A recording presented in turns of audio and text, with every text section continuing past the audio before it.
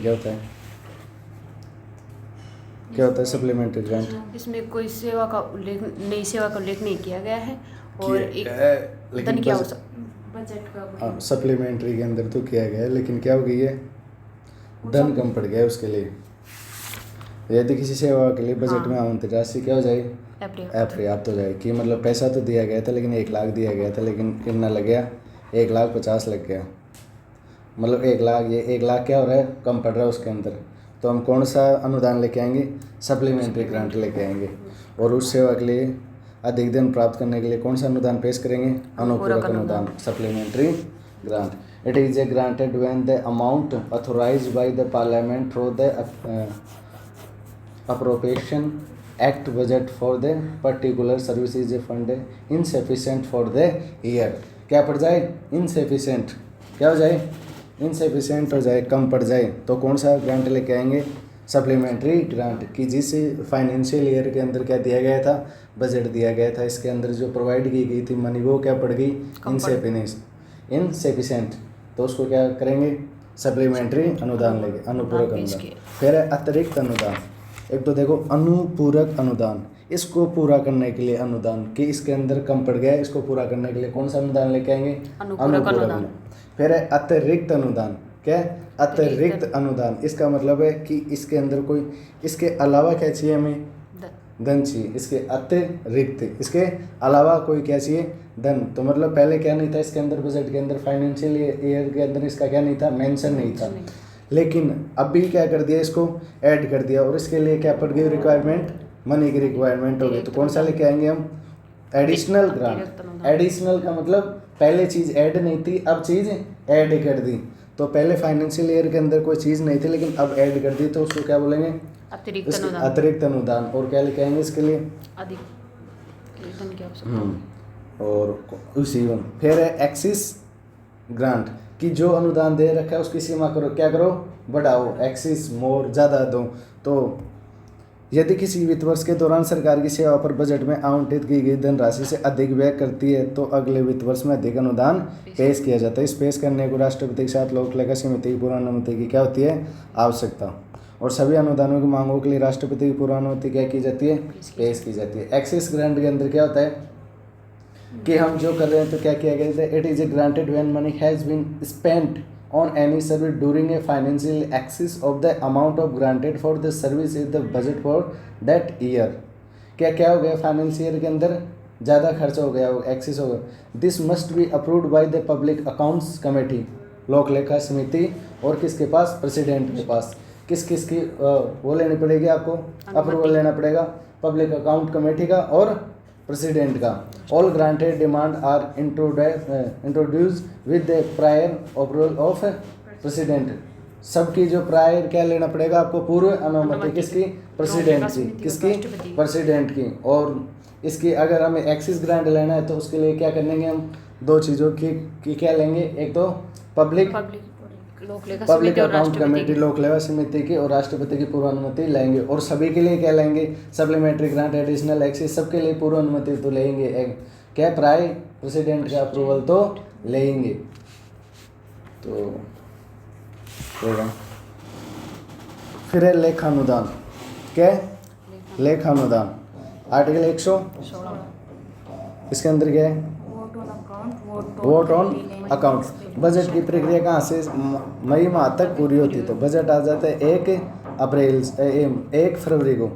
Budget कब आता है, निर्मला सीतारमण कब बजट पेश करती है, 1 फरवरी को। हमेशा हम सुनवाते हैं आपको अच्छी तरीके से।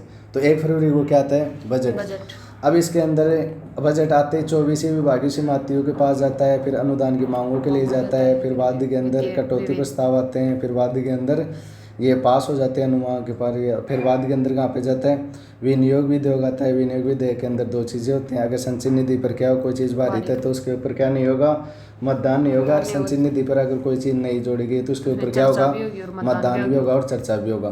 तो इन सारी चीज़ों के अंदर कितने दिन लग जाते हैं, इतने मई तक टाइम लग जाता है। कब तक, मई तक टाइम लग जाता है। लेकिन अब मई तक का खर्चा कैसे चलाएं, अब पैसा तो मई के बाद में मिलेगा, तो लेकिन अब पैसा किससे चलाएं, तो इसके लिए क्या लेके आते हैं हम, ये पैसा लेने के लिए इन 1-2 महीने के पीरियड के लिए पैसा लेने के लिए हम क्या लेके आएंगे, वोट ऑन अकाउंट, लेखा अनुदान। किसके लिए लेके आ रहे हैं कि बजट की प्रक्रिया के अंदर कितना जो बजट की प्रोसेस है उसके अंदर कितने दिन लग रहे हैं, मई तक माह तक का लग रहा है और फरवरी के अंदर ही बजट आ गया, तो अब इनके लिए पैसे नहीं है हमारे पास, तो इसके लिए हम क्या लेके आएंगे, वोट ऑन अकाउंट, लेखा अनुदान। बजट की प्रक्रिया मई माह तक पूरी होती है, जबकि नया वित्त वर्ष कब से स्टार्ट होता है, 1 अप्रैल से।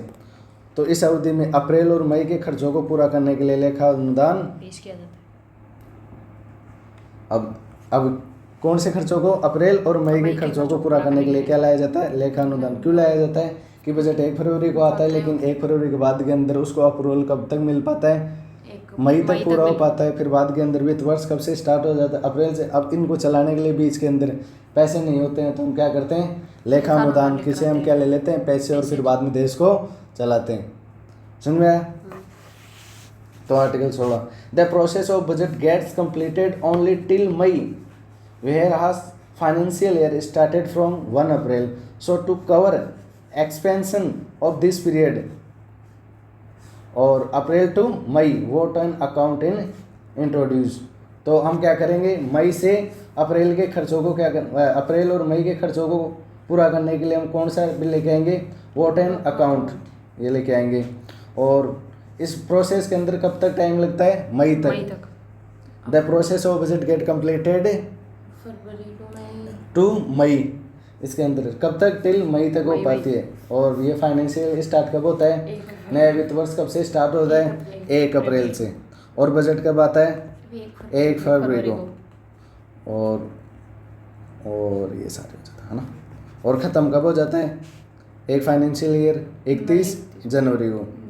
कब, 31 जनवरी को ख़त्म होगा, तभी तो 1 फरवरी को क्या आएगा, बजट आएगा। अब ये फरवरी का बजट लागू कब से होगा, 1 अप्रैल से। कब से, 1 अप्रैल से।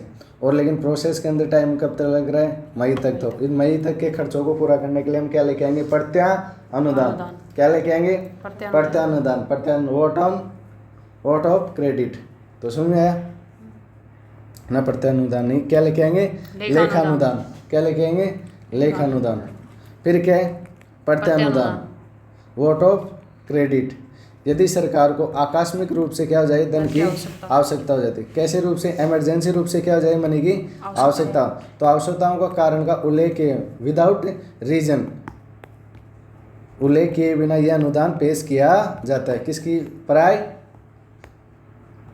प्रेसिडेंट की क्या करने से, अनुमति से, राष्ट्रपति की पूर्व अनुमति से, बिना किसी कारण के हम क्या कर सकते हैं, आकस्मिक रूप से क्या कर सकते हैं, धन की आवश्यकता हो तो हम क्या ले सकते हैं, मतलब पैसे ले सकते हैं।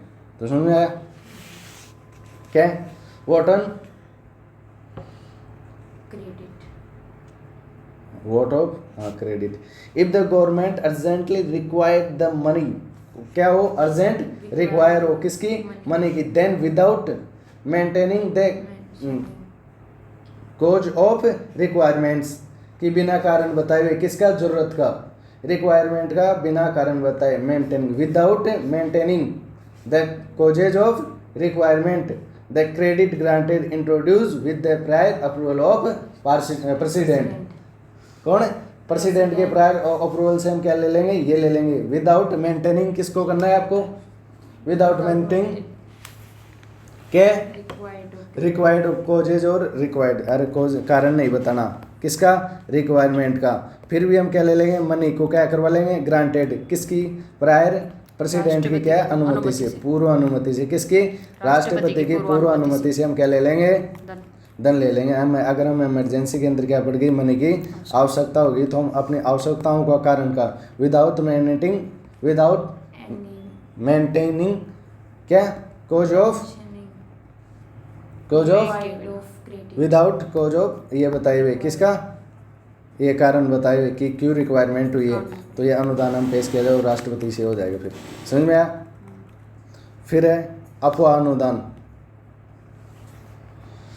ये ऐसी कोई सेवा जिसका बजट में क्या था, प्रावधान नहीं था, और सरकार के धन की क्या हो गई, आवश्यकता है। सरकार की किसी अपवाद स्वरूप आवश्यकता के लिए अनुदान क्या हो जाता है, पेश किया जाता है। राष्ट्रपति की पूर्व अनुमति की आवश्यकता नहीं है। अगर अपवाद स्वरूप आपको क्या चल रहा है, पैसा चाहिए, तो उसके लिए राष्ट्रपति की पूर्व अनुमति आवश्यक है क्या, आवश्यक है नहीं है। और बाकी के दो के अंदर प्रत्यानुदान के अंदर और उनके अंदर लेखानुदान के अंदर राष्ट्रपति लेखानुदान के अंदर क्या होता है वोट ऑफ क्रेडिट। ये महिमा बजट लेखानुदान के अंदर तो इसको रखा जाता है। बजट तो 1 फरवरी को आता है और 1 अप्रैल को वो होता है नया वित्त वर्ष चलता है। लेकिन अप्रैल मई के खर्चे उठाने के लिए हम क्या करेंगे लेखानुदान पेश करेंगे। फिर बाद के अंदर क्या है प्रत्यानुदान। क्या है प्रत्यानुदान? इसमें राष्ट्रपति की अनुमति ली जाती है धन की अर्जेंट रिक्वायर्ड होती है मनी की और इसमें वो कोचेज और रिक्वायर्ड क्रेडिट में प्रेसिडेंट वो करता है कि बिना कारण बताए अगर हमें क्या हो गया आकस्मिक रूप से क्या हो गई धन की आवश्यकता इमरजेंसी क्या हो गई मनी की आवश्यकता हो गई तो बिना कोज बताए विदाउट कोज बिना कोई कारण बताए रिक्वायरमेंट का बिना कोई कारण बताए हुए आवश्यकताओं का हम क्या कर सकते हैं अनुदान की मांग पेश कर सकते हैं। और फिर बाद के अंदर ओनली क्या करना होगा राष्ट्रपति की पूर्व अनुमति से। लेकिन अपवाद अनुसार इन अपवाद अनुदान के अंदर तो राष्ट्रपति की पूर्व अनुमति लेने की आवश्यकता नहीं। ऐसी कोई सेवा जिसका बजट में क्या नहीं था प्रावधान और सरकार की धन की आवश्यकता होती है सरकार किसी आपात स्वरूप आवश्यकता के लिए अनुदान पेश करता है तो इसे तो राष्ट्रपति की पूर्व अनुमति की आवश्यकता नहीं होती। क्या ये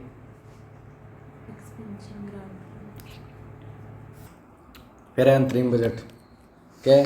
अंतरिम बजट यदि सरकार का कार्यकाल क्या हो कम बचा हो तो इस स्थिति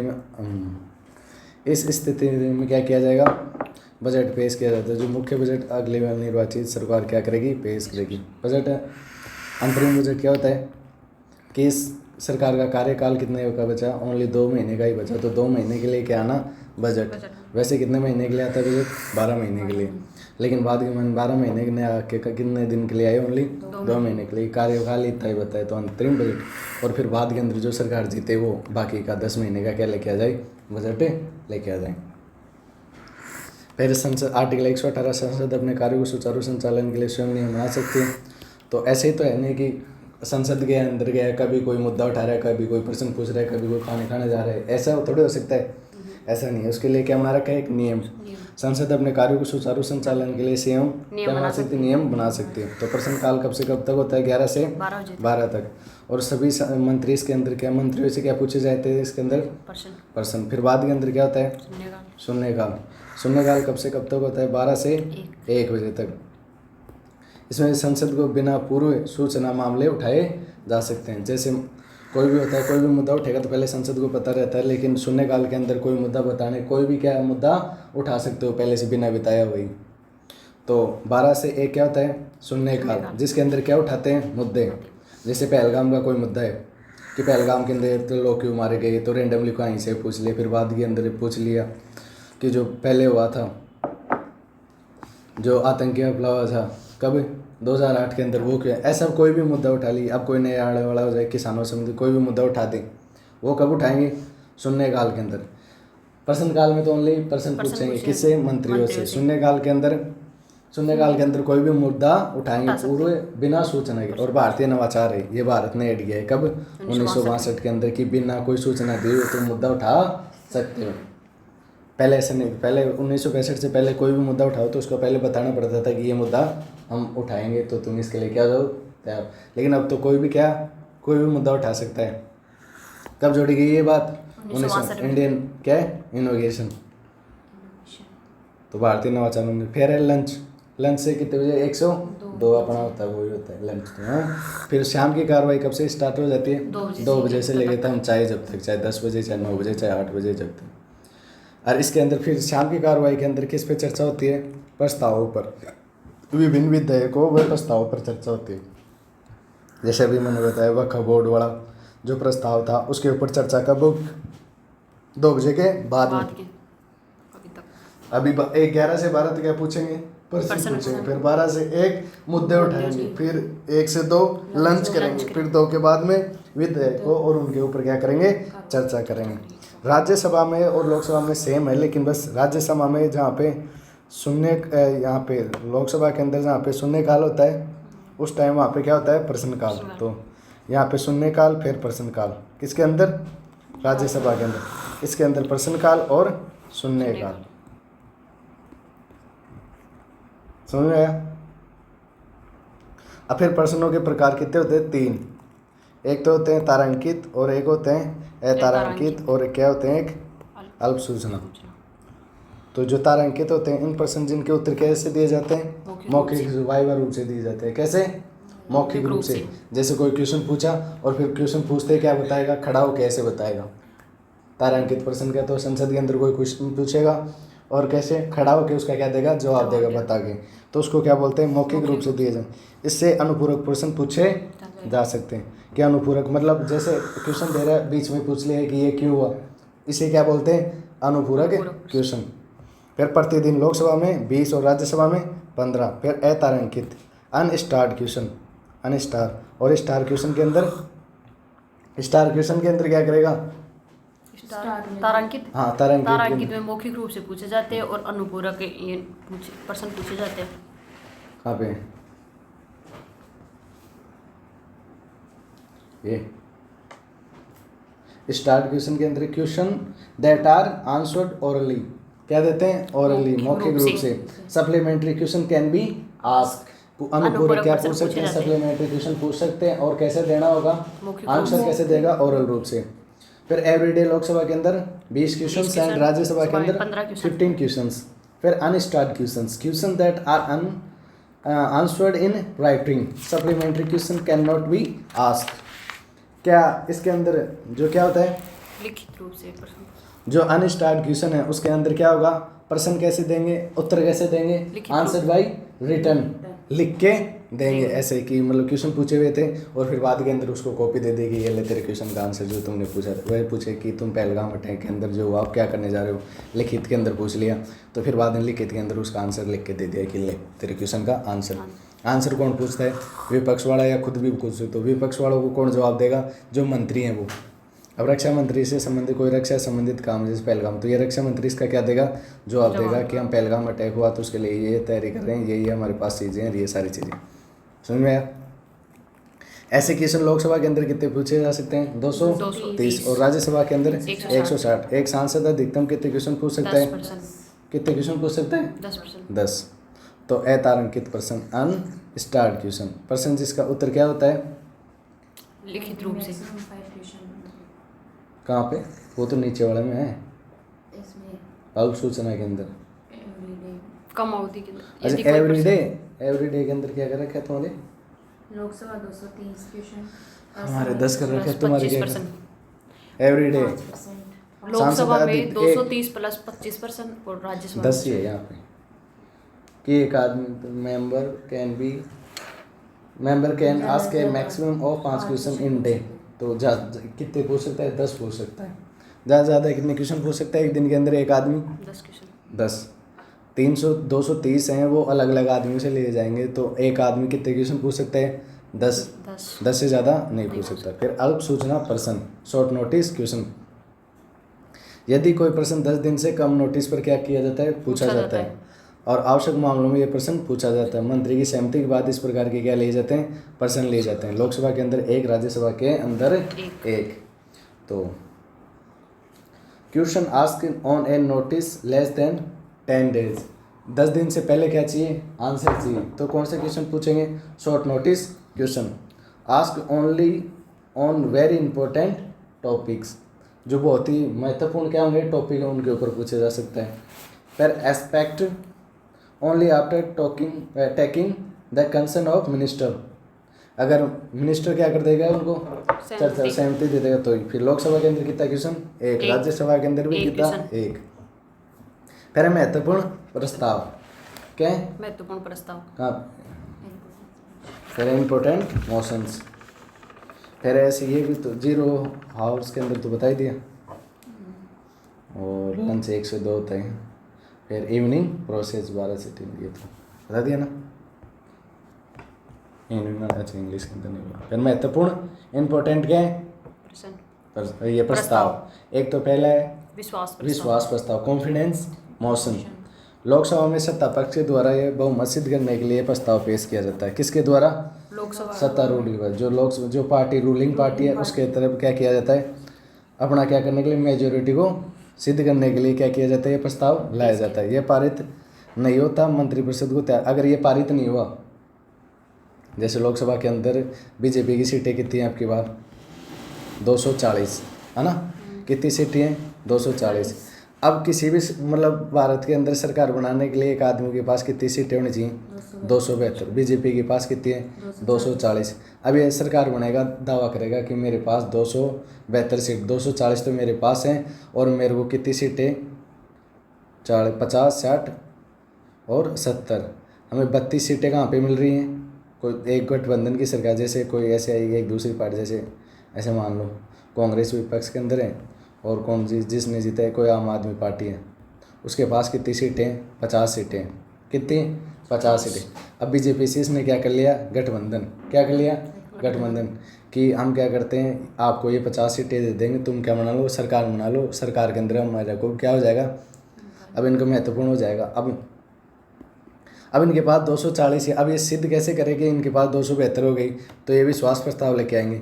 अब इस विश्वास प्रस्ताव पर ऊपर कितने वो होंगे? 240। कितने हस्ताक्षर होंगे? कि 50 ये करेंगे, 240 ये, तो कितने हो गए? 290 जनों के हस्ताक्षर। और चाहिए कितने? 272। इसका मतलब ये क्या होगा? इनका बहुमत सिद्ध हो गया। इनको 272 से ज़्यादा सीटें मिल गई, इसका मतलब क्या हो गया? ये सरकार बना सकते हैं। अब ये ऐसा है, कोई गठबंधन की सरकार थी और फिर बाद में मतलब ऐसे तो बोल दिया, लेकिन बाद में मना कर दिया, मतलब 290 200 ही गिर रही हुई, तो सरकार बना सकता है कोई? सरकार नहीं बन सकती। सरकार क्या हो जाएगी? मतलब ये गिर जाएगी। तो ये किसके द्वारा लाया जाता है? रूलिंग पार्टी के द्वारा लाया जाता है। कॉन्फिडेंस मोशन किसके द्वारा लाया जाएगा? रूलिंग पार्टी के द्वारा पाया जाएगा। अगर ये पारित नहीं होता तो मंत्रिपरिषद को क्या देना होगा? त्यागपत्र। सामान्यतः गठबंधन की सरकार में इसकी आवश्यकता होती। अब बीजेपी के पास ही आ जाए 280 सीट आ जाए तो उसको बहुमत सिद्ध ये लाने की जरूरत है क्या? वो सबको पता है इनके पास है, ये तो हस्ताक्षर करेंगी। लेकिन जब क्या गठबंधन की सरकार, वो कभी साथ दे कभी नहीं दे, इसलिए क्या लाते हैं? कॉन्फिडेंस मोशन, विश्वास प्रस्ताव। तो it is introduce in the Lok Sabha by the ruling party to prove it majority. किसको प्रूव करने के लिए? मेजोरिटी को प्रूव करने के लिए कौन सी लाती है? Ruling party. It is A not a pass the government has resign. अगर ये पास नहीं हो तो गवर्नमेंट को क्या देना होगा? Resign. Generally required in a collection coalition government. जो गठबंधन की, कोएलिशन को क्या बोलते हैं? गठबंधन की सरकार। मतलब गठबंधन की सरकार के अंदर ये क्या हो जाता है? थोड़ा फिर अविश्वास प्रस्ताव कौन ला सकता है? विपक्ष के द्वारा लाया जाता है। और कितने सदस्य को हस्ताक्षर होना चाहिए? अब तुम सरकार के प्रति ऐसे ला रहे हो कि तुम अविश्वास प्रस्ताव का मतलब हो रहा है कि सरकार जैसे काम करिए। अब नरेंद्र मोदी सर, अब राहुल गांधी लेके आए कि मेरे को तो विश्वास ही नहीं, इनके साथ 272 जन इनके साथ दे रहे हैं या नहीं दे रहे। अब मैं अभी वो करवा लूँ ना, वोट करवा लूँ ना, तो इसमें 272 जने होंगे ही नहीं। तो अविश्वास प्रस्ताव लेके आ गए। फिर बाद में पता चला कि वोट देने वाले कितने हो गए? 290 हो गए। तो मतलब इसका कोई फर्क नहीं पड़ेगा। लेकिन जब भी 271 हो गए, अविश्वास प्रस्ताव के अंदर मतदान करवाते, वोटिंग करवाते, तो 271 हो गए, तो क्या होगा? कम अविश्वास हो गया। नहीं तो मतलब बाद में त्यागपत्र देना होगा सरकार को, रिजाइन करना होगा। किसको? गवर्नमेंट को। क्योंकि इनके पास क्या नहीं है? मेजोरिटी नहीं है। तो कौन सा मोशन है? No confidence motion. यह लोकसभा में विपक्ष के द्वारा क्या किया जाता है? लाया जाता है। इस पर कितने जनों के हस्ताक्षर होने चाहिए? 50। हर कोई लोग, मतलब राहुल गांधी एक किला बोल रहे हैं कि अविश्वास प्रस्ताव लेके आऊँ, लेके आ सकता है क्या? 50 जनों का क्या करवा? हस्ताक्षर करवा के फिर लेके आ जाओ। फिर इसमें विश्वास का कारण बताने की आवश्यकता नहीं होती। अविश्वास की मतलब क्यों अविश्वास है तुझे सरकार पे, ये कारण बताने की आवश्यकता। इसे किसी भी मंत्री विरोध के विरुद्ध नहीं लाया जा सकता, वरन यह समस्त मंत्रिपरिषद के विरुद्ध ही लाया जाता है। विरोधी, ये किसी एक मंत्री विशेष के विरुद्ध नहीं लाया जाता अविश्वास प्रस्ताव। कि मुझे राजनाथ के अंदर क्या नहीं है? भरोसा नहीं है, इसके ऊपर क्या लेके आ गए? अविश्वास प्रस्ताव। इसके एक आदमी के नहीं ला सकते। किसको? पूरी पूरी बीजेपी की जो मंत्रिपरिषद बनी है उसके खिलाफ ही क्या लाना होगा आपको? अविश्वास। यदि ये पारित हो जाता तो मंत्रिपरिषद को क्या देना होगा? गवर्नमेंट को क्या करना होगा? रिजाइन। इंदिरा गांधी के विरुद्ध कितनी बार लाया गया? 15 बार। लाल बहादुर शास्त्री और पीवी नरसिम्हा राव के बार कितनी बार लाया गया? 3 बार। मोरारजी देसाई के पास कितनी बार लाया गया? 1 बार। विपक्ष के द्वारा अविश्वास प्रस्ताव लाए गए इतनी बार। इंदिरा गांधी के विरुद्ध 15 बार। पर पास ही नहीं हुआ तो सरकार बनी। राजस्थान में कितनी बार ला चुके हैं? 13 बार। और विश्वास प्रस्ताव 5 बार। फिर है निंदा प्रस्ताव। क्या है? निंदा प्रस्ताव कौन सा है?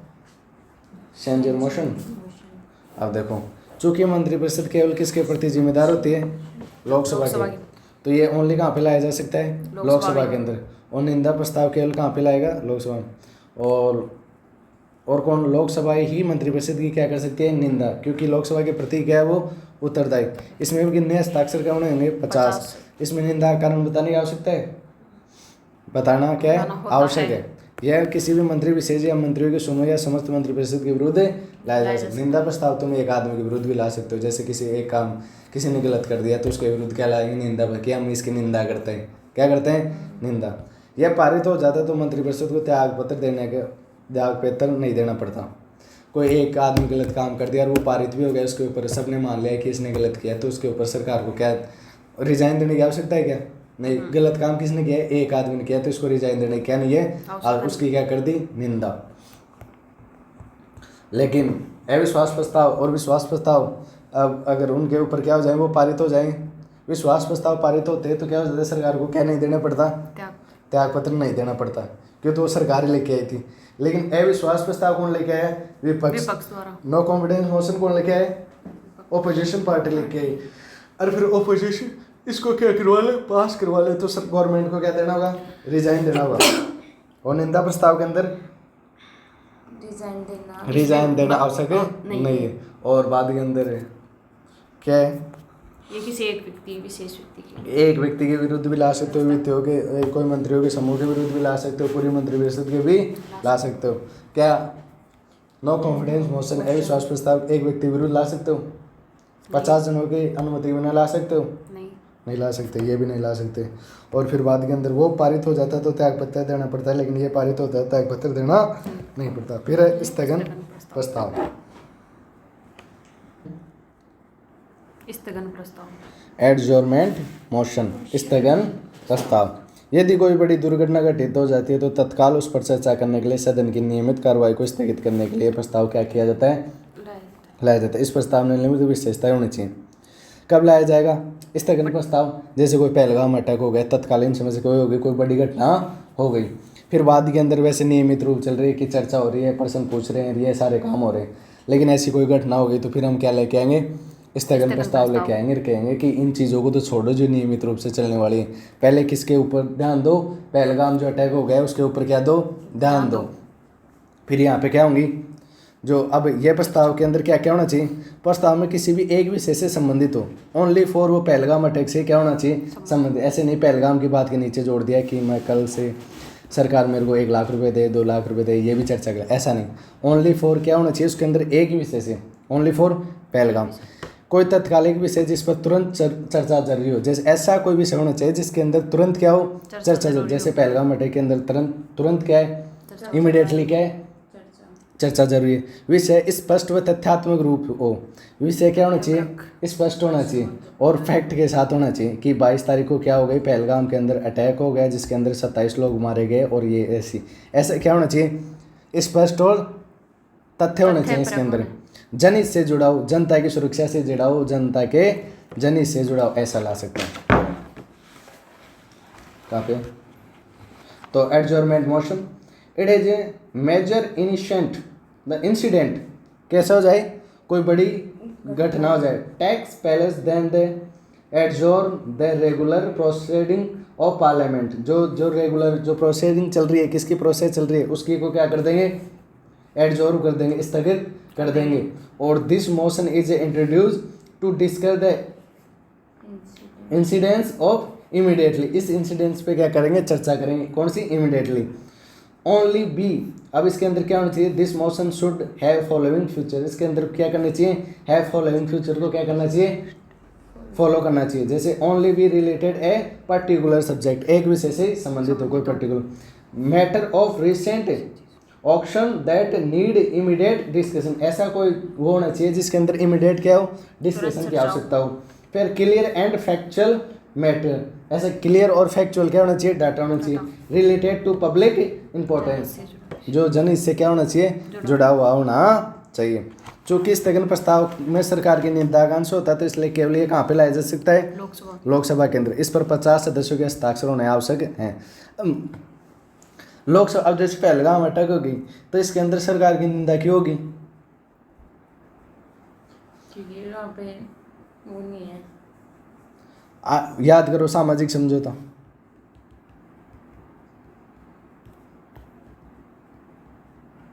सोशल कॉन्ट्रैक्ट थ्योरी किसने दी?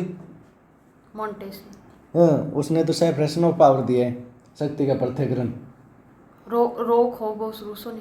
हाँ, लॉक हॉब्स और रूसो रूसो ने। क्या है इसके अंदर, सामाजिक समझौते के अंदर? सभी को समान। नहीं मतलब ये सेम ही वो धर्म, सेम रिलीजन, सेम भाषा, बाउंड्री। सामाजिक समझौता जिसकी लोकतंत्र की परिभाषा। हाँ वो देखो जिसमें सभी लोग एक व्यक्ति को चुनते हैं। हाँ, और सभी लोग और अपनी सुरक्षा के लिए पावर गारंटी देके देते एक हैं। व्यक्ति को क्या करेंगे, चुनेंगे, और उससे बदले में क्या मांगेंगे? अपनी सुरक्षा की गारंटी। सिक्योरिटी मांगेंगे। अब उस ये क्या है, ये सरकार का काम है। लेकिन अब 27 लोग मार के सरकार सिक्योरिटी दी क्या? सिक्योरिटी दी क्या? उसने सुरक्षा प्रदान करवाई तो करवाई क्या? तो सरकार की क्या ये निंदा है? सिक्योरिटी प्रोवाइड करवाना किसका काम है? सरकार का। लेकिन करवाया क्या उसने? तो फिर बाद के अंदर ये इसलिए क्या है, इसके अंदर सरकार की निंदा का क्या है, अंश है। तो जो ये केवल कहाँ पे लाया जा सकता है? लोकसभा में। अरे इस पर कितने हस्ताक्षर होने चाहिए? 50 सदस्य। इस पर भी 50 सदस्य के, अविश्वास पर भी 50 प्रस्ताव के, और निंदा प्रस्ताव के ऊपर भी क्या होने चाहिए? 50 के। और फिर बाद के अंदर विश्वास प्रस्ताव के अंदर, कॉन्फिडेंस मोशन के अंदर, मतलब ये तो ओनली सत्तारूढ़ पार्टी लाती है, इसके लिए हस्ताक्षर की आवश्यकता नहीं। अगर ये पास होता है तो सरकार बनी रहेगी। अगर ये क्या हो जाता है, पास नहीं हो जाता है, तो सरकार क्या हो जाएगी? रिजाइन देनी होगी। फिर है नो कॉन्फिडेंस मोशन, उसके अंदर कितने हस्ताक्षर की जरूरत है? 50 की। अगर ये पास हो गया तो सरकार को क्या देना होगा? रिजाइन, त्यागपत्र देना होगा। कारण बताने की आवश्यकता है क्या? रीजन नहीं, रीजन बताने की आवश्यकता नहीं है। किसके अंदर? इसके अंदर। फिर बाद के अंदर कौन सा गया? स्थगन प्रस्ताव। क्या हो गया? स्थगन। अब स्थगन प्रस्ताव के अंदर क्या है? कोई बड़ी दुर्घटना हो जाए, कोई क्या हो जाए, बड़ा इंसिडेंट, क्या हो जाए? इंसिडेंट हो जाए, क्या हो जाए? कोई बड़ा इंसिडेंट हो जाए, जिसके अंदर क्या हो? इमीडिएट क्या हो? डिस्कस की क्या हो? आवश्यकता हो, जरूरी तत्काल। लेकिन अब इसके अंदर जो ये तो सारी चीज़ें हैं, और कितने आदमी हस्ताक्षर होने चाहिए? 50 सदस्यों की। 50 सदस्यों के। अब इसके अंदर ये कुछ बातें क्लियर होनी चाहिए कि सब्जेक्ट क्या होना चाहिए? क्लियर होना चाहिए, एक ही सब्जेक्ट से जुड़ा हुआ होना चाहिए। कोई भी चीज़ फैक्ट और क्लियर हिसाब से जुड़ी होनी चाहिए। और क्या है? जनहित से जुड़ा। और क्या है? पब्लिक इंटरेस्ट से जुड़ा, जनहित से, इम्पोर्टेंस से जुड़ा होना चाहिए। ये सारी चीज़ें इसके अंदर हो तो ही तो उसको क्या कर सकते हैं हम? निंदा, ये स्थगन पे। फिर निंदा प्रस्ताव के अंदर 50 जनों की क्या है? और ये इसकी मतलब किसके विरुद्ध लाया जा सकता है? मंत्रिपरिषद के विरुद्ध भी लाया जा सकता है, एक व्यक्ति के विरुद्ध भी लाया जा सकता है, व्यक्तियों के समूह के विरुद्ध। क्योंकि निंदा, अब कोई एक आदमी गलत काम करते, जैसे बीजेपी की सरकार चल रही है और एक किसी मंत्री ने क्या खा गया? पैसे खा गया, तो इसके लिए पूरी सरकार की आलोचना करनी जरूरी है क्या? उसकी एक आदमी के लिए क्या करो? निंदा प्रस्ताव लेके आ जाओ कि हम क्या करते हैं? निंदा करते हैं आपकी, ये क्या किया आपने। तो समझ में आया? फिर है ध्यान आकर्षण प्रस्ताव, कॉलिंग अटेंशन मोशन। यदि कोई बड़ी दुर्घटना घटित होती है और उस पर सदन या मंत्री ध्यान आकर्षित करने के लिए क्या नहीं प्रस्ताव लाया जाता है। और भी क्या हो जाए बड़ी दुर्घटना, एक दिन में 2 ध्यान आकर्षण प्रस्ताव लाए जा सकते हैं। एक ध्यान आकर्षण प्रस्ताव में अधिकतम कितने लोगों के नाम हो सकते हैं? 5 सदस्यों के नाम हो सकते हैं। एक ध्यान आकर्षण प्रस्ताव में अधिकतम कितने लोगों के हो सकते हैं? 5 सदस्य कौन से हैं? ये ध्यान आकर्षण प्रस्ताव लाने वाले। कि ध्यान आकर्षण प्रस्ताव लाना है, जैसे हम लेके आए एक ध्यान आकर्षण प्रस्ताव कि हमारी क्या हो गई, मतलब फसल नहीं, एकदम से क्या हो गई, जैसे हमारी क्या थी, फसल वो थी, हमने काट रखी थी और एकदम से क्या हो गई, बारिश आके और पूरी क्या हो गई, फसल खराब हो गई। अब सरकार इसके ऊपर ध्यान नहीं दे रही किसानों के, तो हम क्या, कोई भी हमारे जो वहाँ का सांसद है वो क्या ला सकता है? ध्यान आकर्षण प्रस्ताव कि देखो यहाँ पे वो हो गई थी, यहाँ पे फसलों किसानों को नुकसान हुआ, इनको क्या दो, मुआवजा दो। तो ऐसे क्या ला सकते हैं? ध्यान आकर्षण प्रस्ताव। और एक दिन में 2 ध्यान आकर्षण प्रस्ताव भी क्या लाए जा सकते हैं? एक दिन के अंदर कितने लाए जा सकते हैं? 2। और इनके अब जैसे ये है हमारा जो सांसद था उसने साइन की, फिर हमारे से साथ वाले के जो और दूसरा सांसद है उनके भी ऐसा ही हो गया, तो वो ऐसे मतलब लगभग कितने जने साइन कर सकते हैं? 5 जने। और इसमें मंत्री केवल क्या देता है? व्यक्ति भी देता है, बताता है ऐसे, हाँ इसमें ऐसे। फिर इसमें चर्चा का प्रावधान नहीं है तथा मतदान का भी नहीं है। यह भारतीय नवाचार 1954 में क्या किया गया था? प्रारंभ। सदन की प्रक्रिया नियम में इसका क्या नहीं है? उल्लेखनीय। इसमें सरकार की निंदा नहीं होती, इसलिए इसे दोनों सदनों में क्या किया जाता है, किया जाता है। सदन के दोनों सदनों में क्या किया जाता है, पेश किया जाता है। इसमें सरकार कोई नहीं। अब जैसे एकदम से बारिश होगी, अब सरकार की क्या करना, बारिश पे कंट्रोल करना सरकार का काम थोड़ी है, तो इसमें कोई सरकार की निंदा का कोई काम है क्या। तो ये दोनों सदनों, लोकसभा और राज्यसभा दोनों के अंदर क्या किया जा सकता है, लाया जा सकता है। तो कौन सा ये, ध्यान आकर्षण प्रस्ताव, कॉलिंग अटेंशन मोशन, तो कहाँ पे लाया जा सकता है, ओनली लोकसभा और राज्यसभा दोनों के लाया अंदर। जा सकता है। और एक दिन के अंदर कितने ध्यान आकर्षण प्रस्ताव लाए जा सकते हैं, उनके अंदर कितने जनों के नाम हो सकते हैं, एक प्रस्ताव के अंदर ज़्यादा से ज़्यादा 5। और क्या फिर, इसमें मंत्री के वक्तव्य देता है, मिनिस्टर देता है, और इसके अंदर मंत्री क्या देता है, ओनली वक्तव्य देता है। और इसमें नो प्रोविजन डिस्कस एंड हाँ, और इसके अंदर कोई मतदान और चर्चा का प्रावधान है क्या, ना ओनली फॉर क्या बताएगा, बोल के बता देगा। इसके ऐसा नहीं कि चर्चा, इनोवेशन हुआ था 1954 के अंदर। और ये कोई वो बड़ी दुर्घटना घटित हो जाए जिसमें सदन में मंत्री का क्या लाना हो, ध्यान है। जैसे कोई बड़ी ध्यान आकर्षण का मतलब सरकार ध्यान नहीं दे रही तो उसका आकर्षण करो, ध्यान आकर्षण दुआओ, तो इसलिए क्या लेके आ गए, ध्यान आकर्षण। तो कॉलिंग अटेंशन मोशन कहाँ पे, it is for a calling attention of the house and minister towards any particular incident, कोई भी क्या हो गया, इंसिडेंट हो गया। तो in 1 day and maximum 2 calling attention motion can be introduce, कितने किए जा सकते हैं, only 2। In 1 motion there can be name of maximum of 5 members, और it requires a statement from the minister only. There is a no provision for discussion and voting, discussion और voting का वो है क्या, प्रोविजन है, नहीं है। It is a mention in rule and procedures of there house as it is does not involve criticism और government, therefore can be introduce in the both the house. इसके अंदर दोनों हाउसों के अंदर क्या किया जा सकता है, इंट्रोड्यूस किया जाता है। इसके अंदर क्रिटिसिज्म का क्या नहीं होता, वो नहीं, मतलब वो कोई वो नहीं है। तो समझ में आए। फिर अल्पकालीन चर्चा, short discussion, short duration discussion, तो ये कब लाया गया, 1953 के अंदर। कब लाया गया, 1953।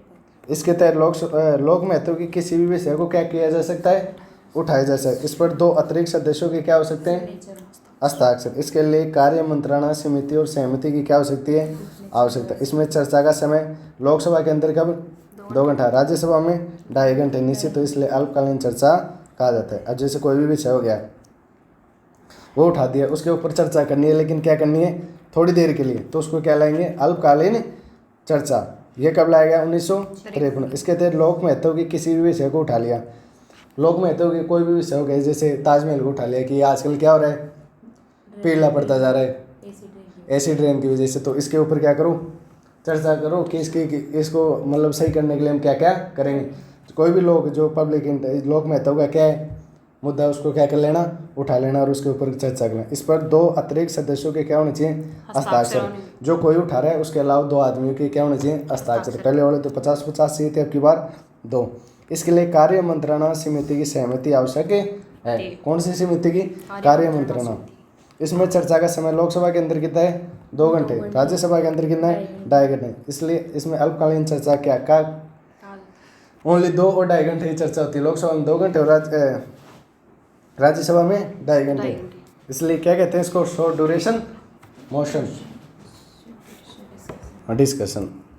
फिर है नियम 377, रूल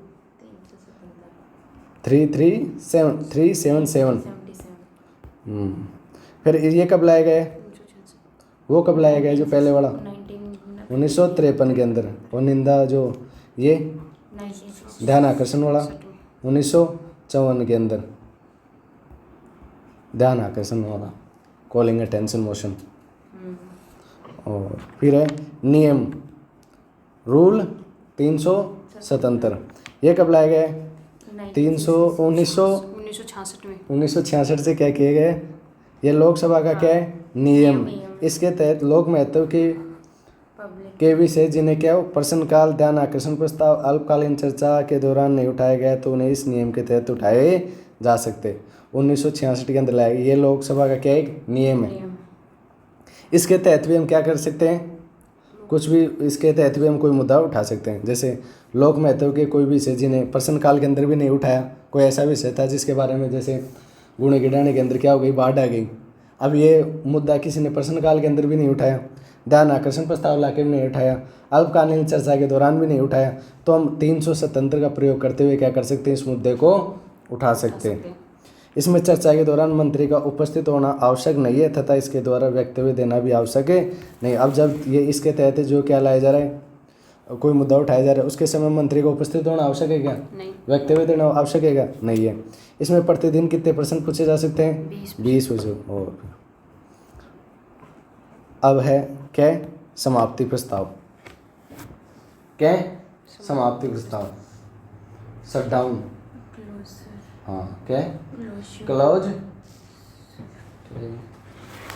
समाप्ति, क्लोजर मोशन, क्या करना हो। अब जैसे सारी चर्चा हो गई और उनको क्या करना हो, जैसे पहले किसी प्रस्ताव के ऊपर क्या चल रही थी चर्चा, अब उस चर्चा को क्या करना है, हमें समाप्त करना है, तो हम क्या लाएंगे, समाप्ति प्रस्ताव, समाप्ति प्रस्ताव।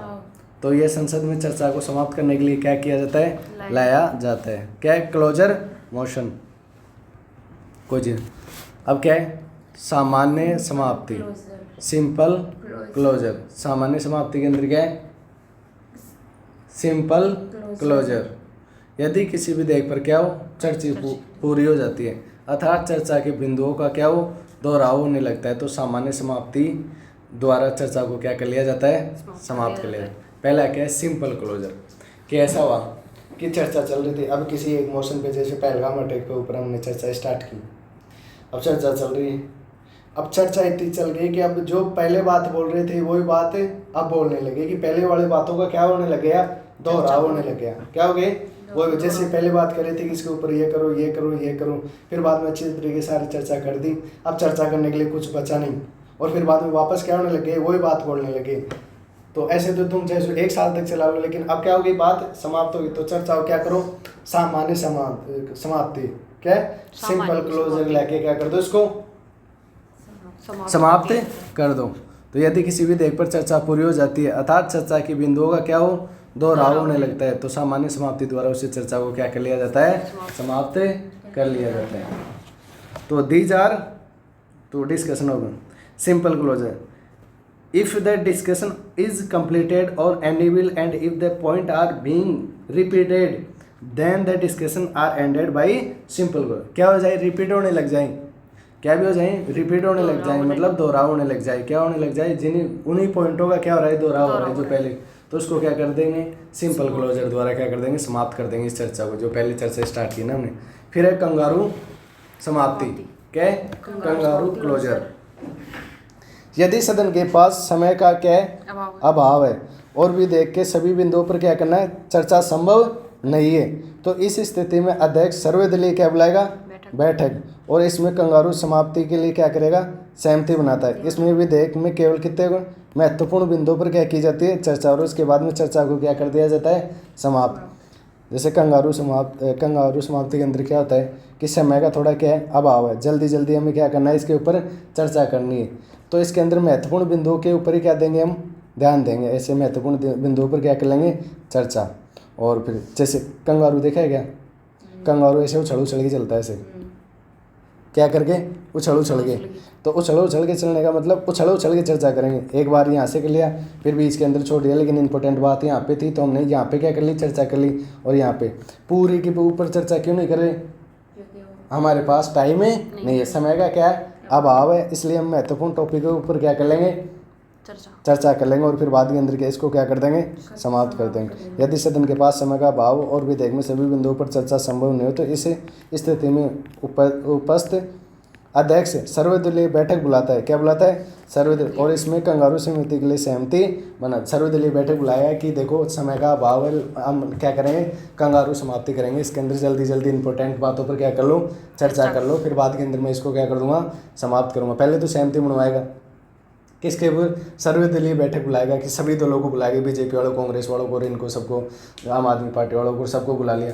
सभी पार्टी के लोग आ गए, फिर कोई मोशन पे चर्चा हो रही है, तो फिर बाद में उनको बोलेगा कि अब की बार ये मोशन है ना, अब हमारे को क्या है, लोकसभा को क्या करना है, बंद करना है ना, काम सदन की कार्रवाई पूरी होगी और हमें जल्दी से उसके ऊपर चर्चा करनी है। अगर तुम सामान्य चर्चा करोगे, जैसे सिंपल क्लोजर के हिसाब से करोगे तो मतलब पूरे के ऊपर क्या करनी पड़ेगी आपको, चर्चा करने की, इतना पास हमारे पास टाइम नहीं। तो हम क्या कर लेते हैं, कंगारू क्लोजर कर ले, कंगारू समाप्ति कर लेते हैं कि इसके इंपॉर्टेंट मुद्दों पे क्या कर लेते हैं, चर्चा कर लेते हैं। तो इसलिए सर्वदलीय बैठक बुलाई, उनके अंदर सहमति बुलाई और बाद के अंदर क्या करें, कंगारू समाप्ति कर दी इसकी, मतलब इंपॉर्टेंट मुद्दों पर चर्चा करके क्या कर दिया, बंद। इसको क्या बोलते हैं, कंगारू। अरे इसको कंगारू समझते क्यों कहते हैं कि कंगारू उछल के चलता है, तो इसके ऊपर उछल के क्या हो रही है, चर्चा हो रही है, कूद की। फिर एक गिलोटिन समाप्ति, क्या गिलोटिन क्लोजर, क्या गिलोटिन। यदि सदन के पास, जैसे इंग्लिश बोल देते हैं इसको, if there is a lack of time and is not possible to discuss all aspects of the bill, then the presiding officer calls all party meeting and make consent of kangaroo closure. Only important aspects of the bill are discussed and the discussion is ended. किसका हो, lack of time, क्या हो, lack of time. किसके लिए, कि कोई भी पूरे एस्पेक्ट्स के ऊपर क्या नहीं की जा रही, चर्चा। किसका है, लैक ऑफ टाइम, जिसके ऊपर पूरे एस्पेक्ट्स के ऊपर क्या नहीं की जा रही है, चर्चा। तो फिर क्या करेंगे, इंपॉर्टेंट जो एस्पेक्ट्स हैं उनके ऊपर क्या करेंगे, डिस्कशन करेंगे और बाद के अंदर क्या कर देंगे, डिस्कशन इज एंडेड। इसको क्या कर देंगे, समाप्त कर देंगे, चर्चा को समाप्त कर देंगे। किसके अंदर, कंगारू के अंदर। फिर है गिलोटिन समाप्ति। यदि सदन के पास समय का क्या है, अभाव है, क्या है, जिसमें किस सदन के सभी बिंदुओं पर चर्चा क्या नहीं है, संभव नहीं, तो इस स्थिति में पहले से ही चर्चा का क्या कर लिया जाएगा, समय निश्चित कर दिया जाएगा और समय पूरा होने पर चर्चा को समाप्त कर दिया जाएगा। अब इसके अंदर क्या है, गिलोटिन के अंदर भी क्या है, लैक ऑफ टाइम है, टाइम का क्या है, समय का क्या है, अभाव है, लेकिन फिर भी इसके ऊपर क्या करनी है, चर्चा करनी है कोई भी बिल पर, तो हम गिलोटिन चर्चा को अपनाएं। जैसे गिलोटिन के अंदर क्या होगा, पहले से ही टाइम डिसाइड कर दिया कि 2 घंटा चर्चा होगी, चाहे से फिर इसके अंदर तुम पूरे पर चर्चा कर लो 2 घंटे के अंदर, चाहे इंपॉर्टेंट बातों पर चर्चा कर लो, ओनली फॉर कितने घंटे के अंदर, 2 घंटे के बाद में क्या हो जाएगी, चर्चा। तो यदि सदन के पास समय का अभाव जिसमें सदन के सभी बिंदुओं पर चर्चा संभव नहीं है, तो इस स्थिति में पहले से चर्चा का समय निश्चित कर लिया जाता और पूरा होने पर चर्चा को समाप्त कर दिया जाए। पहले क्या कर लेंगे, डिटरमाइन कर लेंगे किसको, टाइम को, कि 2 घंटे क्या करना है, डिस्कस करना है। उसके बाद में क्या हो जाएगा, बंद, चाहे बाद में महत्वपूर्ण पे हो चर्चा ना हो, लेकिन 2 घंटे के अंदर क्या करना है, चर्चा को समाप्त। इसके लिए क्या लेके आएंगे, गिलोटिन समाप्ति। क्या करेंगे, गिलोटिन समाप्ति। There is a lack of time and is not possible to discuss all aspects, किसके all aspects पर क्या नहीं है, डिस्कस पॉसिबल नहीं है। Then in such a situation, first the discussion time is fixed and the discussion period is completed, the discussion is ended। कि क्या कर लेंगे, पहले से ही क्या कर लेंगे, डिस्कशन का टाइम फिक्स कर लेंगे और जैसे क्या हो गया, as the discussion period is completed, जैसे टाइम क्या हो गया, कंप्लीट हो गया, तो क्या हो जाएगा, सेशन क्या हो जाएगा, एंडेड। तो डिस्कशन इज एंडेड। ये क्या है, गिलोटिन समाप्ति। क्या है, गिलोटिन समाप्ति। फिर लोकसभा को भंग होने पर किसी भी विधेयक पर क्या करना, ऐसे कि लोकसभा के भंग होने पर किसी भी विधेयक पर प्रस्ताव, कि लोकसभा भंग हो गई तो क्या प्रस्ताव पे, जैसे ऐसे महिलाओं से संबंधित क्या लेके आई, बिल लेके आई था, जैसे वक्फ बोर्ड वाला बिल था, अब वो सदन के अंदर क्या चल रहा था, उसके ऊपर चर्चा हो रही थी, उसी टाइम के अंदर सरकार गिर गई, क्या हो गई, भंग हो गई। क्या सरकार भंग हुई, इसके साथ साथ वो बिल भी क्या हो गया, समाप्त हो गया है क्या। ऐसी बातों को हम क्या देखेंगे, यहाँ पे देखेंगे क्या होता है या नहीं होता है। तो लोकसभा में भंग होने पर किसी भी विधेयक पर क्या प्रभाव पड़ता है, कि लोकसभा भंग होने के ऊपर क्या प्रस्ताव के ऊपर भी प्रभाव पड़ता है या नहीं पड़ता है। तो ये देखो, यदि विधेयक लोकसभा के संपर्क में आया हुआ है, किसके संपर्क के अंदर, तो वह लोकसभा के भंग होने पर समाप्त हो जाएगा। जैसे कोई भी प्रस्ताव, जैसे वक्फ बोर्ड का आया हुआ था, उसके अंदर चर्चा हो रही थी ओनली लोकसभा के अंदर और लोकसभा में लाया गया था, क्या हुआ वहाँ पे चर्चा हो रही थी, इसी टाइम के अंदर जैसे किसी ने वो लेके आ गई कि सरकार ही गिर गई, क्या हो गई, सरकार के पास मेजोरिटी नहीं, 272 जने साथ ही नहीं दे रही, 271 हो गए, सरकार गिर गई। सरकार गिरते ही ये बिल भी क्या हो जाएगा, गिर जाएगा। अब ये बिल भी क्या है, अगर कोई दूसरी सरकार बनेगी तो वो दोबारा क्या लेके आएगी, इस बिल को लेके आएगी। तो क्या it is a bill comes in connect with the Lok Sabha then it is will lapse with the dissolution of Lok Sabha. हाँ, कि क्या हो जाए, क्लॉप्स कर जाए, लैप्स कर जाए, क्या कर जाए, लोकसभा, तो बिल भी क्या हो जाएगा, डिसोल्यूशन हो जाएगा, वो भी क्या हो जाएगा, गिर जाएगा। फिर है, यदि कोई विधेयक प्रत्यक्ष या अप्रत्यक्ष रूप से राष्ट्रपति के संपर्क में आया हुआ है तो वह भी समाप्त नहीं होगा। कि अगर यदि कोई विधेयक प्रत्यक्ष या अप्रत्यक्ष रूप से राष्ट्रपति के संपर्क में आया हुआ है तो वह समाप्त नहीं होगा। जैसे लोकसभा के अंदर पास हो गया, लोकसभा से राज्यसभा के अंदर पास हो गया, फिर राष्ट्रपति के पास गया, राष्ट्रपति के पास जब गया तो लोकसभा क्या हो गई, पीछे से भंग हो गई। क्या ये प्रस्ताव अब पास होगा कि या मतलब समाप्त हो जाएगा, ये समाप्त नहीं होगा। ये अगर लोकसभा के अंदर ही था, वहाँ पे चर्चा हो रही थी, उसी टाइम लोकसभा लैप्स कर गई तो ये क्या हो जाएगा, डिसोल्यूशन हो जाएगा। क्या हो जाएगा, ये भी हो जाएगा। यदि कोई विधेयक प्रत्यक्ष है, प्रत्यक्ष डायरेक्ट इनडायरेक्ट किसके से कनेक्ट है, प्रेसिडेंट से, तो ये क्या नहीं होगा, लैप्स नहीं होगा। क्या नहीं होगा, समाप्त नहीं होगा। यदि कोई विधेयक लोकसभा में क्या पेश किया जाता है और लोकसभा में विचाराधीन है तो लोकसभा भंग होने पर साथ ही विधेयक भी क्या हो जाता है, समाप्त। क्या है, लोकसभा के अंदर ही कोई विधेयक लाया गया है, वहाँ पे क्या है, वहाँ पे चर्चा चल रही है, लोकसभा जैसे भंग हुई तो वो भी क्या हो गया, समाप्त हो गई। यदि कोई लोकसभा के से पारित हो गया और राज्यसभा में विचाराधीन और लोकसभा के भंग होने के साथ विधेयक क्या हो जाएगा, समाप्त हो जाएगा। क्या हो जाएगा, कि लोकसभा के अंदर क्या था, लोकसभा के अंदर लाया गया, फिर लोकसभा से ओके कहाँ पे चला गया, राज्यसभा के अंदर। अब राज्यसभा के अंदर जैसे विचाराधीन चल रहा था, इस टाइम के अंदर लोकसभा क्या हो गई, भंग हो गई। क्या हो गई, गिर गई सरकार। फिर बाद के अंदर ये बिल भी क्या हो जाएगा, गिर जाएगा। क्या हो जाएगा, बिल भी गिर जाएगा, समाप्त हो जाएगा। तो कितनी कंडीशन है, 4। एक तो लोकसभा के अंदर क्या हो, अगर कोई प्रस्ताव आया हो, बिल आया हो और बाद के अंदर लोकसभा क्या हो जाए, भंग, तो क्या हो जाएगा, समाप्त हो जाएगा। डायरेक्ट या इनडायरेक्ट तरीके से किसके संपर्क में आ गया, राष्ट्रपति के अंदर, और लोकसभा भंग हो गई तो वो समाप्त नहीं होगा।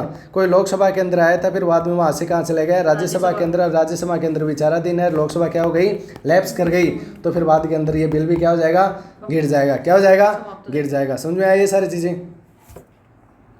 यदि कोई विधेयक राज्यसभा में पेश किया जाता है और उस पर अभी विचार चल रहा है तो लोकसभा कोई भंग होने पर विधेयक समाप्त नहीं होगा। क्या नहीं होगा, जैसे कोई बिल कहाँ पे लाया गया था, राज्यसभा के अंदर। कहाँ पे लाया गया था, राज्यसभा के अंदर। अरे राज्यसभा के अंदर ही उसके ऊपर क्या चल रहा है, विचार मतलब चर्चा हो रही है। अरे इस टाइम के अंदर लोकसभा क्या हो गई, लैप्स कर गई, तो ये बिल समाप्त नहीं होगा। क्या नहीं होगा, बिल समाप्त नहीं होगा। लेकिन अगर लोकसभा के अंदर आया था और राज्यसभा के अंदर विचाराधीन था, लोकसभा चली गई, क्या हो गई, लैप्स हो गई, तो राज्यसभा के अंदर ये बिल भी क्या हो जाएगा, लैप्स हो जाएगा। लेकिन राज्यसभा के अंदर कोई बिल आया हो, क्या है हो, राज्यसभा के अंदर बिल आया और राज्यसभा के अंदर ही क्या है, विचाराधीन है, तो लोकसभा जैसे होगी तो वो भंग होगा कि नहीं होगा, समाप्त होगा कि समाप्त हो जाएगा। यदि विधेयक राज्यसभा में पेश किया गया और पारित कर दिया गया किंतु अभी लोकसभा में नहीं भेजा गया तो विधेयक समाप्त नहीं होगा।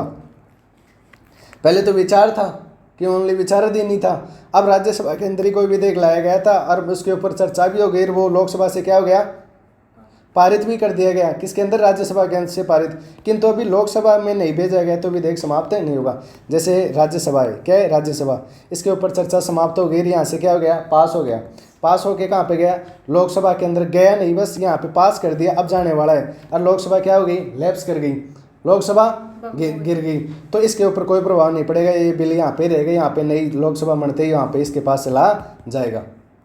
समझ में आया। फिर है राज्यसभा द्वारा पारित विधेयक यदि लोकसभा में विचाराधीन है तो लोकसभा में भंग होने पर विधेयक समाप्त हो जाएगा। कि राज्यसभा द्वारा क्या है, पारित विधेयक यदि लोकसभा के अंदर क्या है, विचाराधीन है, लोकसभा भंग होने पर विधेयक समाप्त हो जाएगा। जैसे राज्यसभा था, ये राज्यसभा के अंदर क्या था, पास होके यहाँ पे, और कहाँ पे चला गया, लोकसभा के अंदर। अब लोकसभा के अंदर इसके अंदर विचार चल रहा था, इस टाइम के अंदर लोकसभा क्या हो गई, भंग, तो ये क्या हो जाएगा, ये भी क्या हो जाएगा, समाप्त हो जाएगा, बिल भी। समझे। फिर है यदि राष्ट्रपति के पास विचाराधीन है या पुनर्विचार है तो वापस लौटाया गया, यह विधेयक पर संयुक्त बैठक बुलाई जा चुकी है तो विधेयक समाप्त नहीं होगा। लेकिन राष्ट्रपति के पास विचाराधीन है या पुनर्विचार हेतु वापस लौटाया गया या विधेयक पर स्वीकृत बैठक बुलाई जा चुकी है तो विधेयक समाप्त नहीं होगा। तो कोई समझ में आएगी। फिर है संसदीय समितियां, क्या? Parliamentary committee, important fact. तो क्या है? पार्लियामेंट्री कमेटी, संसदीय समितियां। जैसे क्या होती हैं संसदीय समिति? आर्टिकल 120 क्या है? संसद में प्रयोग में ली जाने वाली भाषा कौन कौन सी? हिंदी तथा अंग्रेजी का उपयोग होता है, किंतु अध्यक्ष व सभापति की अनुमति से अन्य भाषाओं का भी प्रयोग किया जा सकता है। अब कोई पूछे कि जो संसद है उसके अंदर कौन सी भाषा का प्रयोग होता है? हिंदी और इंग्लिश का। किसका? हिंदी और इंग्लिश का। अगर तुम क्या करो, अगर अध्यक्ष और सभापति से क्या ले लो? अनुमति ले लो, तो तुम अन्य भाषा के अंदर भी बोल सकते हो। लेकिन वैसे कैसे बोलना होगा आपको? हिंदी और इंग्लिश के अंदर। और सभापति की क्या? अध्यक्ष की अनुमति लेगी। ये तो आर्टिकल कौन सा है? 120। अब है आर्टिकल 121। क्या आर्टिकल 121 के अंदर? इसके अंदर है कि जो जज है संसद में किसी भी न्यायाधीश को व्यवहार पर चर्चा पर टिप्पणी नहीं की जा सकती, अर्थात संसद न्यायपालिका कार्यों में क्या नहीं करेगी? हस्तक्षेप, किंतु किसी भी न्यायाधीश को हटाने के प्रस्ताव के समय केवल की जा सकती है चर्चा। जैसे संसद में किसी भी न्यायाधीश के ऐसा नहीं किया जा सकता है। जैसे अभी चीफ जस्टिस ऑफ इंडिया है कौन? राजीव खन्ना। क्या है? राजीव खन्ना है ना। अब राजीव खन्ना क्या है? वो हमारे, अब ऐसे नहीं किया संसद के अंदर कि राजीव खन्ना है ना, इसका व्यवहार तो क्या है? खराब है। ये तो डिसीजन भी क्या नहीं देता? सही नहीं देता। अरे न्यायाधीश है, मुख्य न्यायाधीश की को, अरे कोई भी न्यायाधीश है। इस टाइम का मान न्यायाधीश कौन है? राजीव खन्ना। अब कोई भी न्यायाधीश है, जैसे उच्च न्यायालय को, चाहे के को, सुप्रीम कोर्ट का हो, अब वो क्या कर रहा है? न्याय देने का काम करता है। अब उसने कोई भी क्या दी?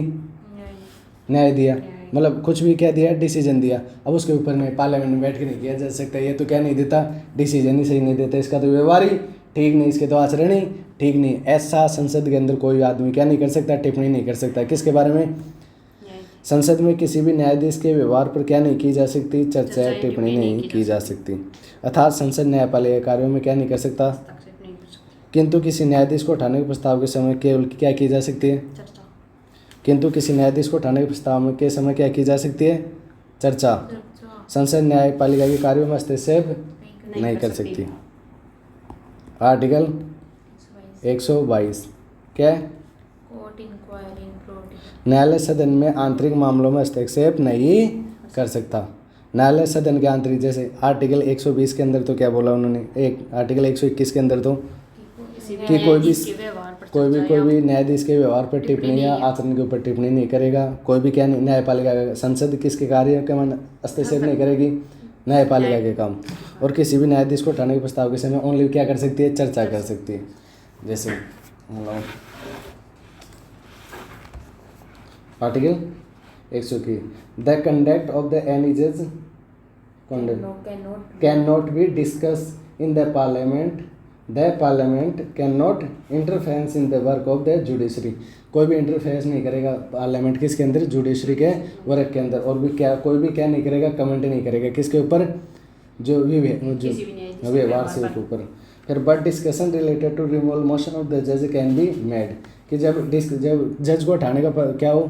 प्रक्रिया किसके अंदर हो? संसद के अंदर। जज से हटाने का प्रस्ताव हो तब उसके ऊपर क्या कर सकते हैं? चर्चा कर। ऐसा नहीं कि हटाने के टाइम के अंदर भी चर्चा नहीं करेंगे। उस टाइम में तो क्या चर्चा कर सकते हैं, लेकिन हटाने के अलावा कभी चर्चा कर सकते हैं, उसकी टिप्पणी नहीं कर सकते, इसका व्यवहार ठीक नहीं है या ये ऐसे कुछ भी नहीं कर सकते। फिर आर्टिकल 122 के अंदर किसके लिए बोल दिया कि court can not inquiry into the processing of the parliamentary. पहले तो क्या बोला कि न्यायालय के कामों के अंदर संसद हस्तक्षेप नहीं करेगी, और 122 के अंदर बोल दिया कि जो संसद, जो न्यायालय है वो संसद के कामों के अंदर क्या नहीं करेगा? हस्तक्षेप नहीं करेगा। और फिर आर्टिकल 123 के पावर द प्रेसिडेंट ऑफ, किसके अंदर? अध्यादेश के क्या है उसके पास? अध्यादेश जारी करने से संबंधित सकती है। आर्टिकल क्या है? राष्ट्रपति द्वारा अध्यादेश जारी करने की शक्ति। प्रोमुलगेट ऑर्डिनेंस क्या है? President of ordinance. तो राष्ट्रपति को अध्यादेश जारी करने की कह सकते थे। आर्टिकल 120 के अंदर क्या है? लैंग्वेज कौन सी होंगी, इंग्लिश और हिंदी। लेकिन सभापति और उपसभापति की जो मतलब उनके सहमति से और भी भाषा बोल सकते हैं। फिर आर्टिकल 121 के अंदर कि न्यायालय के ऊपर कोई भी टिप्पणी नहीं करेगा और संसद क्या नहीं कर सकती, कोई हस्तक्षेप नहीं कर सकती न्यायालय के काम के अंदर। फिर आर्टिकल 122 के अंदर, इसके अंदर संसद के काम के अंदर कोई हस्तक्षेप नहीं करेगा, कौन, न्यायालय नहीं करेगा। और पहले वाले के अंदर न्यायालय के काम के अंदर कौन हस्तक्षेप नहीं करेगा, संसद। 122 के अंदर अब संसद के कामों के अंदर न्यायालय कोई हस्तक्षेप नहीं करेगा। और आर्टिकल 123 के अंदर अध्यादेश की, राष्ट्रपति की शक्ति को, इसके ऑर्डिनेंस की, अध्यादेश की शक्ति। अध्यादेश क्या होता है, जैसे संसद नहीं चल रही हो, संसद नहीं चल रही फिर कोई कानून बनाना है, क्या कोई कानून बना और संसद सदन चल नहीं रही, तो क्या करता है राष्ट्रपति अध्यादेश के द्वारा एक कानून का निर्माण कर देता है, उससे क्या हो जाता है, वो लागू हो जाता है। वैसे तो कानून के लिए क्या चाहिए, जैसे कोई प्रस्ताव आएगा फिर उसके ऊपर सामान्य प्रथम वाचन होगा, द्वितीय वाचन होगा, तृतीय वाचन होगा, पास होकर आएगा, कानून बनेगा, तब लागू होगा। लेकिन अध्यादेश के अंदर ओनली राष्ट्रपति ने जैसे ही बोला और कानून बन के क्या हो गया, तैयार हो गया। और फिर बाद के अंदर वो 6 महीने तक क्या रहेगा, चलता रहेगा। अगर फिर बाद के अंदर इसको क्या करना होगा, हटाना होगा ऐसे। तो अध्यादेश, तो पॉलिटी क्या होगी, समाप्त। पार्लियामेंट्री कमेटी, अभी तुम ये आर्टिकल याद करो, फिर बाद के अंदर पार्लियामेंट्री कमेटी उनका देगी। मतलब ये हो गया आर्टिकल 123 तक पूरी होगी, इम्पोर्टेंट पॉलिटी पूरी होगी। सबसे इम्पोर्टेंट है मूल अधिकार, बाद के अंदर राष्ट्रपति से कोई क्वेश्चन आ जाते हैं ज़्यादा, फिर और तो क्या ही आते हैं। तो लो एक बार देख लो, आर्टिकल 101 के अंदर क्या है, पदों का रिक्टिफिकेशन ऑफ सीट। 102 के अंदर सांसदों की डिस्क्वालिफिकेशन ऑफ मेंबर्स। फिर 103 के अंदर डिस्क्वालिफिकेशन का निर्णय कौन लेगा, राष्ट्रपति। किसकी सलाह से, एडवाइस से, इलेक्शन कमीशन। आर्टिकल 104 के अंदर 500 रुपये दिए जाएंगे अगर वो बिना बिना परमिशन। फिर 105 के अंदर 105 में संसदीय विशेषाधिकार किसके, सांसदों के। स्पेशल प्रोविजंस किसके, एक तो जो सदन है और फिर के व्यक्तिगत इंडिविजुअल लेवल पर भी। और फिर बाद के अंदर 106 के अंदर सैलरी एंड किसके, सांसदों के। आर्टिकल 107 के अंदर कोई भी प्रस्ताव आएगा उसके ऊपर प्रथम वाचन, द्वितीय वाचन और तृतीय वाचन, फिर बाद के अंदर पास होगा और फिर राष्ट्रपति को। फिर 108 के अंदर संयुक्त बैठक, जॉइंट सिटिंग, संयुक्त बैठक कौन जो। फिर 109 के अंदर धन विधेयक क्या हो गया, उसकी क्या 6 कंडीशन है। 110 के अंदर प्रक्रिया, परिभाषा क्या है, विधेयक की परिभाषा क्या क्या होता है ना। इसके अंदर 109 के अंदर तो क्या है, प्रक्रिया। और 110 के अंदर क्या है, परिभाषा। और 111 के अंदर क्या है, प्रेसिडेंट सहमति, राष्ट्रपति सहमति दे सकता है, असहमति और पुनर्वाचन के लिए 3 सकते हैं। आर्टिकल 112 के अंदर